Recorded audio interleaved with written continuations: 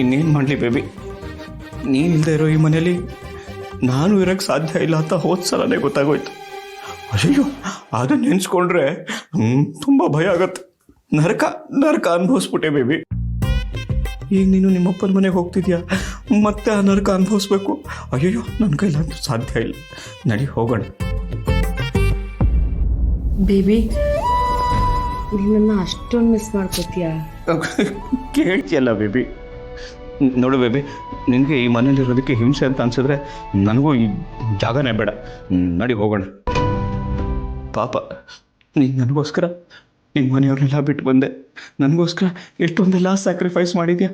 ನಾನು ಇಷ್ಟು ಮಾಡದಿದ್ರೆ ಹೇಗೆ ಬೇಬಿ? ಆಮೇಲೆ ನೀನು ಹೇಳಿದ್ದನ್ನು ಹೊರಗಡೆ ಹೋಗಿ ಸ್ವಲ್ಪ ಹೊತ್ತು ಕೂತ್ಕೊಂಡು ಯೋಚನೆ ಮಾಡಿದೆ. ನೀನು ಹೇಳಿದಲ್ಲಿ ತಪ್ಪೇನಿಲ್ಲ. ನನಗೂ ಅಷ್ಟೇ, ನಾವಿಬ್ಬರು ಖುಷಿಯಾಗಿರೋದೆ ಇಂಪಾರ್ಟೆಂಟು. ಬಾ ಹೋಗೋಣ. ಸಾಹೇಬ್ರೆ, ಇಷ್ಟು ಬೇಗ ಜ್ಞಾನೋದಯ ಆಗಕ್ಕೆ ಯಾವ ಬೋಧಿ ವೃಕ್ಷದ ಕೆಳಗಡೆ ಕೂತ್ಕೊಂಡು ಬಂದ್ರಿ?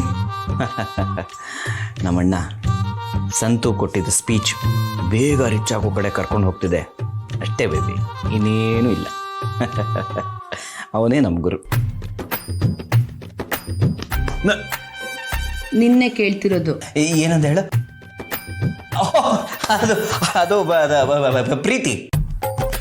ನಿನ್ನ ಪ್ರೀತಿನೇ ನನಗೆ ಬೋಧಿ ವೃಕ್ಷ, ಗೋಧಿ ಪಾಯಸ, ಎಲ್ಲ ಎಲ್ಲ.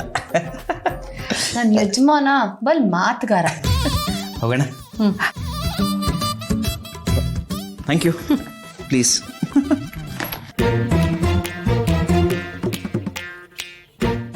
ನೀನೇ ತಗೊಳ್ಳ, ನಾನೇ ಎತ್ಕೊತೀನಿ. ಹೇಗಿದ್ಯಾ ಅಜ್ಜಿ? ಎಷ್ಟು ದಿನ ಆಯ್ತು ನೋಡಿ. ಅಮ್ಮ ಚೆನ್ನಾಗಿದ್ಯಮ್ಮ? ಅಮ್ಮ ಹೇಗಿದ್ದೀರಾ? ನಾನ್ ಚೆನ್ನಾಗಿದ್ದೀನಿ. ಈಗ ಬಂದವ ಸಿಂಚು? ಹೌದು ಅಣ್ಣ. ಬನ್ನಿ.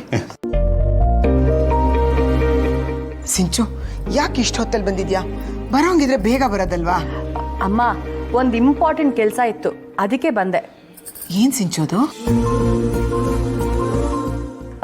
ಅಮ್ಮ, ಅವತ್ತು ನಾನು ಹರಿ ಆಫೀಸ್ ಇನಾಗ್ರೇಷನ್ಗೆ ನಿಮ್ಮನ್ನೆಲ್ಲರೂ ಇನ್ವೈಟ್ ಮಾಡಿ ಹೋದ್ವಿ. ಅಜ್ಜಿನ ಮರೆಯೋಕ್ಕಾಗತ್ತಾ? ಅಜ್ಜಿ ಬಂದಿರೋ ವಿಚಾರ ಗೊತ್ತಾಗೇನೆ ಅವ್ರನ್ನ ಕರೆದು ಆಶೀರ್ವಾದ ತೊಗೊಂಡು ಹೋಗೋಣ ಅಂತಲೇ ಬಂದ್ವಿ. ಸಾಹೇಬ್ರು ಹೊಸ ಕ್ಯಾಮೆ ಬೇರೆ ಶುರು ಮಾಡ್ಕೊಂಡವ್ರ?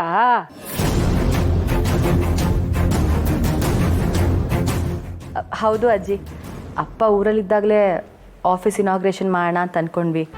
ಆದರೆ ಇವ್ರ ಅಜ್ಜಿ ಬಿದ್ದು ಸೀರಿಯಸ್ ಆಯಿತು, ಅದಕ್ಕೆ ಪೋಸ್ಟ್ಪೋನ್ ಮಾಡ್ಕೊಂಡ್ವಿ. ಏನಾಯ್ತು ಅಜ್ಜಿಗೆ? ಈಗ ಹೇಗಿದ್ದಾರೆ? ಏನಾಯ್ತೋ ಗೊತ್ತಿಲ್ಲ ಅಮ್ಮ, ಇದ್ದಕ್ಕಿದ್ದಂಗೆ ಮೂರ್ಛೆ ತಪ್ಪಿ ಬಿದ್ರಂತೆ, ಕೋಮಾಗಿ ಹೋಗಿದ್ದಾರೆ. ಇನ್ನು ಅವ್ರು ಯಾವಾಗ ಹುಷಾರು ಹೋಗ್ತಾರೋ ಏನೋ ಅಂತ ಯಾರಿಗೂ ಗೊತ್ತಿಲ್ಲ. ಅಲ್ಲಿವರೆಗೂ ಸುಮ್ಮನೆ ಹರೀಶ್ ಕೂತ್ಕೊಳ್ಳೋಕ್ಕಾಗತ್ತಾ? ಇನ್ನು ತಡ ಮಾಡೋದು ಬೇಡ ಅಂತಲೇ ಡೇಟು ಫಿಕ್ಸ್ ಮಾಡಿಬಿಟ್ವಿ. ಅಮ್ಮ, ಅಣ್ಣ, ಅತ್ತಿಗೆ, ಅಜ್ಜಿ, ನೀವೆಲ್ಲರೂ ತಪ್ಪದೆ ಆಫೀಸ್ ಇನಾಗ್ರೇಷನ್ಗೆ ಬರಲೇಬೇಕು.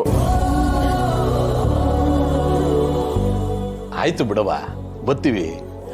ತಂಗಿ ಗಂಡ ಹೊಸ ಕೆಲಸ ಶುರು ಮಾಡಿದವ್ರೆ ಅಂದಮೇಲೆ ಬರ್ದೇ ಇರಕ್ಕಾಗದೆ? ಬಂದೇ ಬರ್ತೀವಿ. ಒಂದಾದ್ಮೇಲೆ ಒಂದು ಶುರು ಮಾಡ್ತಾ ಇದೆಯಾ? ಯಾವುದು ಸರಿನೇ ಹೋಗ್ತಿಲ್ಲ. ಆ ದೇವ್ರ ದಯದಿಂದ ಇದಾದ್ರೂ ಒಳ್ಳೇದಾಗ್ಲಮ್ಮ.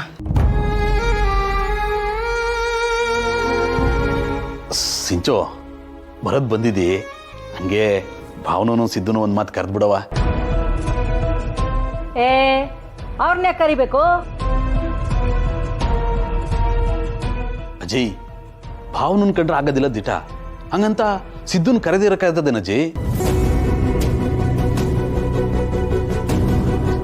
ಸಂಬಂಧದಲ್ಲಿ ಇಂಥವು ಬರ್ತಾ ಇರ್ತವೆ, ಹೋಯ್ತಾ ಇರ್ತವೆ, ಹಂಗಂತ ಬಿಟ್ಬಿಡಕ್ ಆಗೋದಿಲ್ಲ ಕಣಜ್ಜಿ.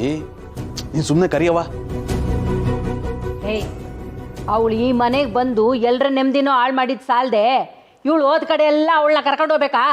ಅದೇನು ಬೇಡ, ಸುಮ್ಕಿರೋ. ಅಣ್ಣ, ಅವನಿಗಷ್ಟು ಪ್ರೀತಿ ಇದ್ದಿದ್ರೆ ನಾನು ಬಂದು ಇಷ್ಟೊತ್ತಾಯ್ತು, ಬನ್ನ ಮಾತಾಡ್ಸಕ್ಕೆ.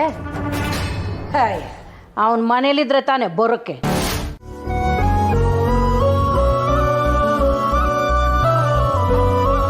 ಶಿವ ಅರ್ಪಣ ಮಸ್ತು.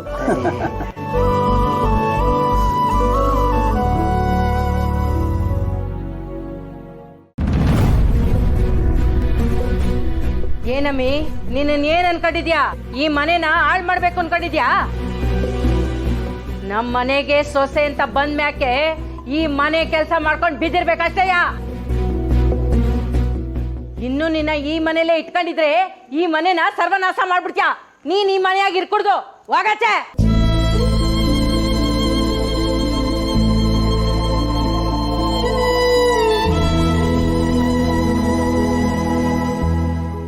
ಗೌಡ್ರೆ, ಯಾಕೆ ಊಟ ಮಾಡ್ತಿಲ್ಲ? ಏನಾಯ್ತು?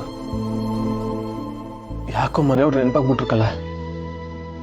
ಅವ್ರು ನಮ್ಮನ್ನು ಅರ್ಥ ಮಾಡ್ಕೊಂಡಿದ್ರೆ ನಮ್ಗೆ ಈ ಪರಿಸ್ಥಿತಿ ಬರ್ತಾನೆ ಇರಲಿಲ್ಲ.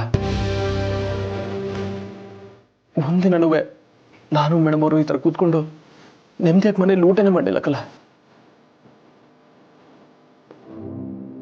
ನೋಡ್ರೆ, ನೀವೇನು ಯೋಚನೆ ಮಾಡಬೇಡಿ. ನೀವು ಅತ್ತಿಗೆನ ಅರ್ಥ ಮಾಡ್ಕೊಂಡಂಗೆ ಅತ್ತಿಗೆ ನಿಮ್ಮನ್ನು ಅರ್ಥ ಮಾಡ್ಕೊಂಡಂಗಾಗಲಿ. ಒಂದಿನ ನಿಮ್ಮಿಬ್ಬರನ್ನ ಅರ್ಥ ಮಾಡ್ಕೋತಾರೆ ನಿಮ್ಮ ಮನೆಯವರು. ಈಗ ನೆಮ್ಮದಿಯಾಗಿ ಊಟ ಮಾಡಿ. ಒಂದು ವಿಷಯ ಏನು ಗೊತ್ತಾ, ನಿಮ್ಮಿಬ್ಬರ ಜೊತೆ ನಾವಿಬ್ಬರು ಊಟ ಮಾಡ್ತಿದ್ದೀವಲ್ಲ, ಅದೇ ನಮ್ಮ ಪುಣ್ಯ ಅಂತೀನಿ. ಏನ್ಲ? ಹೌದದಕ್ಕಲ್ಲ, ಇಂಥ ದಿವಸ ಬರ್ತದೆ ಅಂತ ನಾನು ಕನ್ಸು ಮನ್ಸಲ್ಲೂ ಅನ್ಕೊಂಡಿರ್ಲಿಲ್ಲ. ಜಾಸ್ತಿ ಡವ್ ಮಾಡ್ಬೇಡ, ಬೋಕು.